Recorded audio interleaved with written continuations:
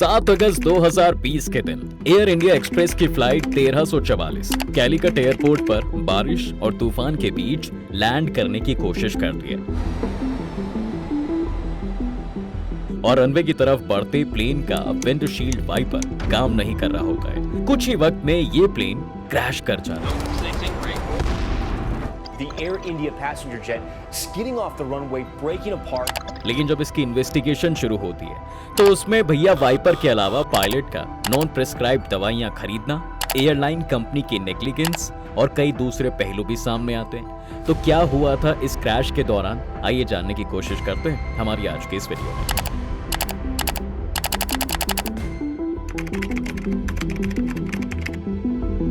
देखिए, सबसे पहले तो हमें इस फ्लाइट के बारे में जानना जरूरी हो जाता है जिसका रूट कैलिकट एयरपोर्ट से दुबई और फिर वापस कैलिकट का था।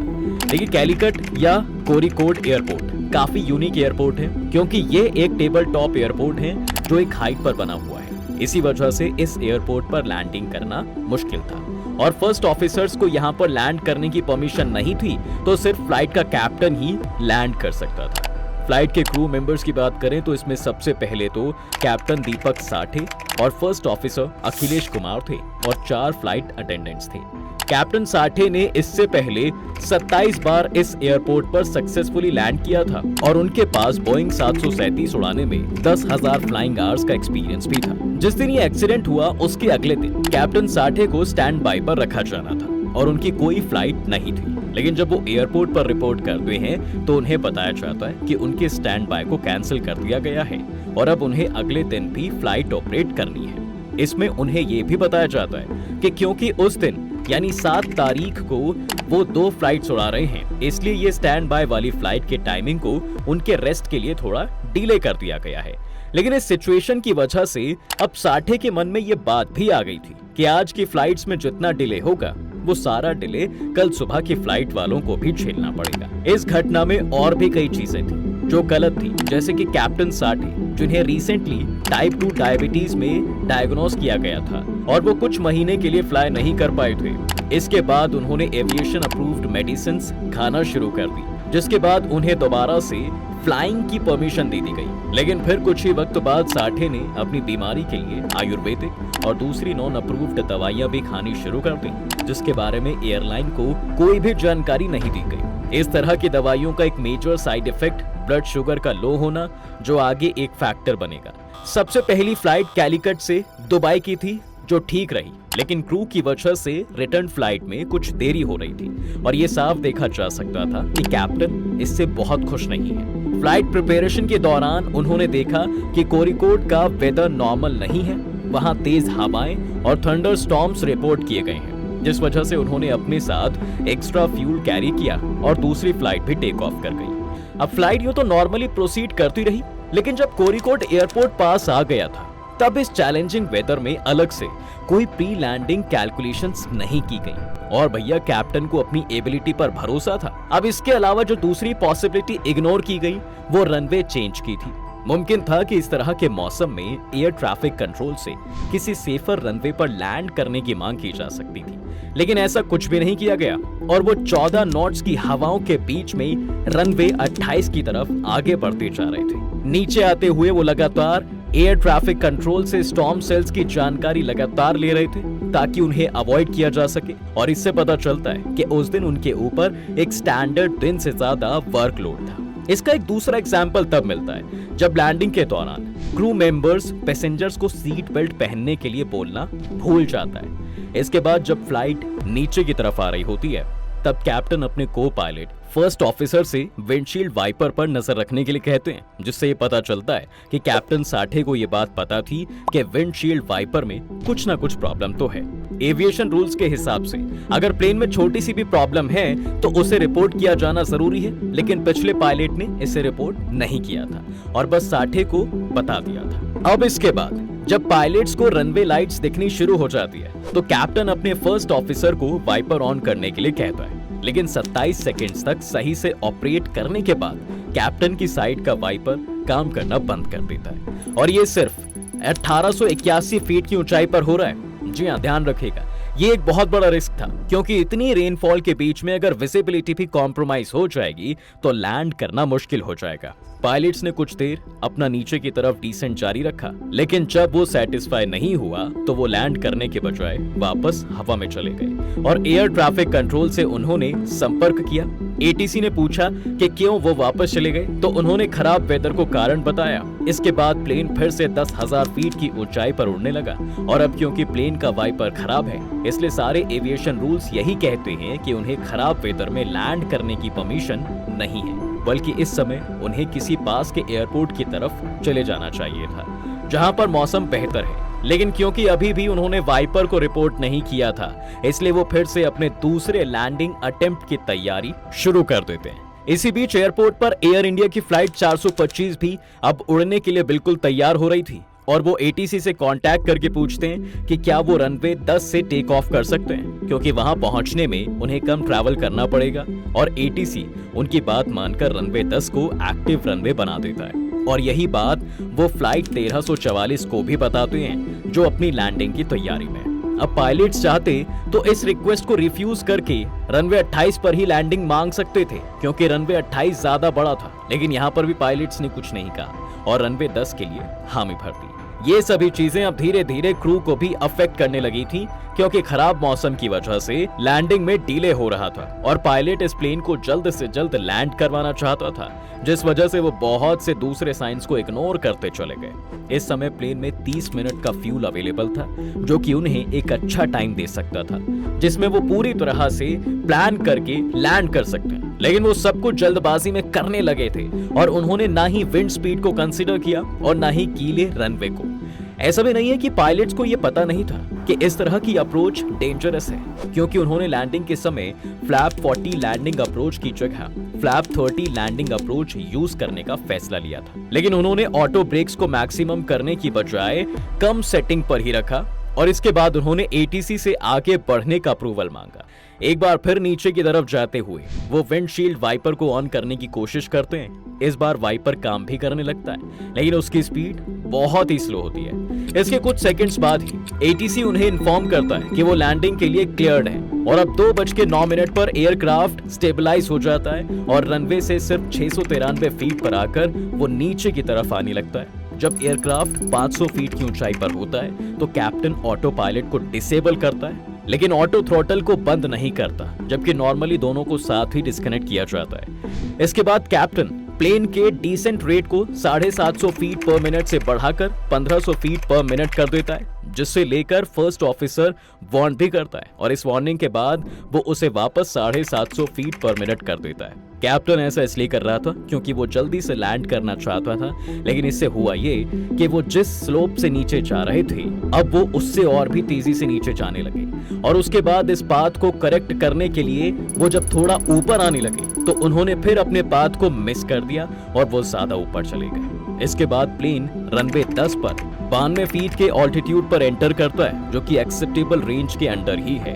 लेकिन जब वो धीरे धीरे 30 फीट तक जाने लगता है तब प्लेन का बैक थ्रस्ट एक्टिव हो जाता है, जो प्लेन को स्लो डाउन होने में भी मदद करता है। लेकिन क्योंकि कैप्टन ने ऑटो पायलट के साथ साथ ऑटो थ्रॉटल को डिस्कनेक्ट नहीं किया था, इसलिए वो प्लेन को एक्सेलरेट करता रहता है और बैक थ्रस्ट को काउंटर कर देता है। अब इस सिचुएशन को संभालने के लिए कैप्टन बैक थ्रस्ट को 83% तक ले जाता है, जिससे अब प्लेन नीचे जाने की बजाय 30 फीट की ऊंचाई पर रनवे के पैरेलल उड़ने लगता है और आगे रनवे खत्म होने लगा है। टच डाउन जोन अब बस 1000 फीट ही दूर था और फर्स्ट ऑफिसर ये बात कैप्टन को भी बताता है। क्योंकि कैप्टन की तरफ से कोई रिस्पांस नहीं आता है तो इसके बाद जब वो टच डाउन जोन को भी पार कर जाते हैं तो फर्स्ट ऑफिसर कैप्टन से वापस मुड़ने के लिए कहता है, लेकिन कैप्टन इसे भी अनसुना कर देता है और जब इस 8858 फीट लंबे रनवे के 4438 फीट के डिस्टेंस को वो हवा में ही पार कर चुके होते हैं तब फाइनली ये प्लेन टच डाउन करता है और कैप्टन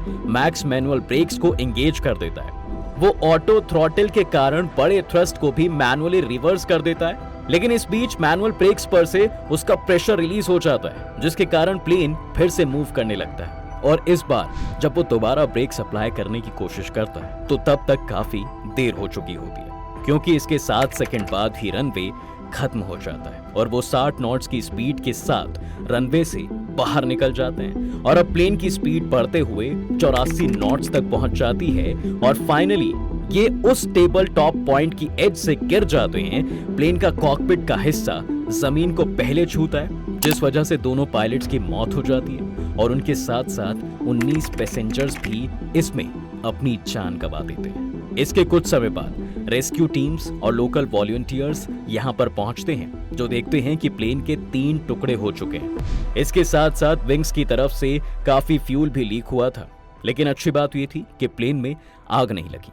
इसके बाद शुरू होती है फ्लाइट इन्वेस्टिगेशन, जिसमें सबूत इकट्ठे किए जाते हैं। देखिए, सबसे पहले तो उन्हें फ्लाइट का कॉकपिट वॉइस रिकॉर्डर आसानी से मिल जाता है, जिससे वो लोग दोनों पायलट्स की बातचीत का पता लगा पाए थे और उसके साथ साथ उन्हें क्रू से बात करने पर भी कहानी क्लियर होने लगती है। इस वजह से वो इस इन्वेस्टिगेशन को 3 अलग अलग पार्ट्स में डिवाइड करते हैं। सबसे पहले पार्ट में फ्लाइट क्रू के इनएक्शन को दोष देते हैं, जिसमें दूसरी बार लैंड करने के दौरान पायलट का लैंडिंग को अबॉर्ट ना करना और अपने फर्स्ट ऑफिसर की बात ना सुनना शामिल था। इसके बाद उन्होंने फर्स्ट ऑफिसर के बारे में भी ये कहा कि इस तरह की सिचुएशन में फर्स्ट ऑफिसर को कंट्रोल्स अपने हाथ में ले लेने चाहिए थे, जो उसने नहीं किया। इसके बाद उन्होंने कैप्टन के फ्लाइट बैग की इन्वेस्टिगेशन में उसके अंदर कई सारी एंटी डायबिटिक दवाइयां पाई, जो कि नॉन एविएशन अप्रूव थी और कैप्टन ने कुछ खाया भी नहीं हुआ था, जिससे उन्होंने ये निष्कर्ष निकाला कि कैप्टन हाइपोग्लाइसीमिया से सफर कर रहा था, जिसमें ब्लड शुगर लेवल काफी लो हो जाता है, जिससे कि सिचुएशन अवेयरनेस भी काफी लो हो जाती है। इसके अलावा इन्वेस्टिगेशन टीम ने ये भी मेंशन किया कि क्लियरली कैप्टन और फर्स्ट ऑफिसर के बीच में एक पावर ग्रेडियंट मौजूद था, यानी कि कैप्टन अपने फर्स्ट ऑफिसर पर अपना हुक्म चला रहा था। ये आगे जाकर एक बड़ा मुद्दा भी बना, क्योंकि एयर इंडिया एक्सप्रेस की पॉलिसी के हिसाब से एयरप्लेन उड़ाने वाले पैसेंजर्स भारत भर में कहीं से भी आ सकते हैं, लेकिन उसके फर्स्ट ऑफिसर्स उन्हीं स्टेशंस पर तैनात होते हैं जहां उनके घर हैं। इस वजह से कभी भी फर्स्ट ऑफिसर्स और कैप्टन्स में दोस्ती नहीं हो पाती थी, क्योंकि हर बार उन्हें एक नया कैप्टन मिलता था।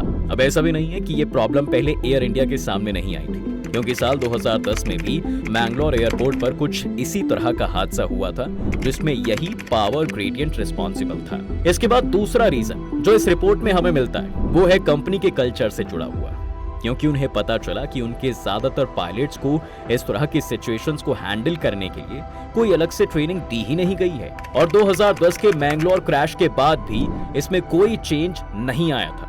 इसके साथ साथ जब इन्वेस्टिगेशन टीम ने उन सिमुलेटर्स को देखा जिनमें इन पायलट्स की ट्रेनिंग की जाती है, तो उसमें भी उन्हें कई गड़बड़ियां दिखी, जिससे पायलट्स को गलत या नेगेटिव ट्रेनिंग मिल रही थी। अगर इस हादसे में हम ब्रेक्स की ही बात कर लें दोस्तों, तो रियल लाइफ और सिमुलेटर में ब्रेक्स जिस तरह से काम करती रही, उसमें काफी फर्क था। इसके साथ साथ जहां इन पायलट्स की ट्रेनिंग होती थी, वहां पर इंस्ट्रक्टर्स भी कई बार सिलेबस को पूरी तरह से फॉलो नहीं करते थे और कुछ की एलिमेंट्स हमेशा से ही मिस हो जाते थे।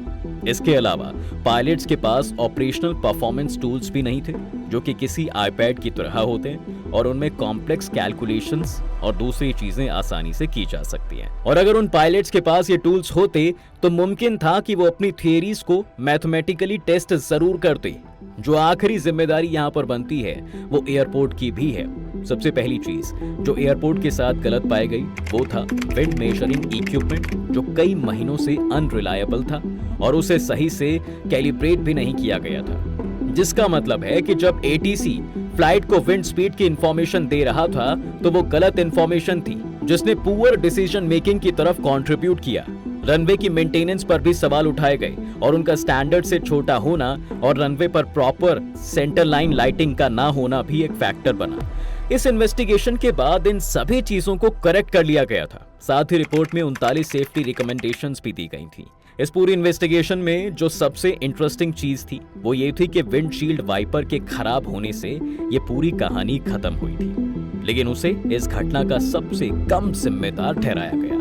यहाँ पर विंडशील्ड वाइपर ने ऐसे सीरीज ऑफ इवेंट्स को ट्रिगर किया जिसने एक एक करके एयरलाइन और एयरपोर्ट की सभी गलतियों को एक्सपोज करना शुरू कर दिया, और हर स्टेप पर जो छोटी छोटी गलतियां हो रही थी वही सब मल्टीप्लाई होकर फाइनल टचडाउन के समय सामने आई, जिसने 2 पायलट समेत 19 पैसेंजर्स की जान ली। कुछ लोग कहते हैं कि पायलट का अपनी दवाइयों और हेल्थ के बारे में एयरलाइन से झूठ बोलना ज्यादा बड़ा फैक्टर था, और कुछ लोग वहीं दूसरी तरफ एयरलाइन को ही सही प्रोसीजर्स ना बनाने के लिए ब्लेम करते आए हैं। पर आपको क्या लगता है कि इस पूरे एक्सीडेंट की रिपोर्ट देखने के बाद आप इनमें से किसको सबसे ज्यादा ब्लेम करते?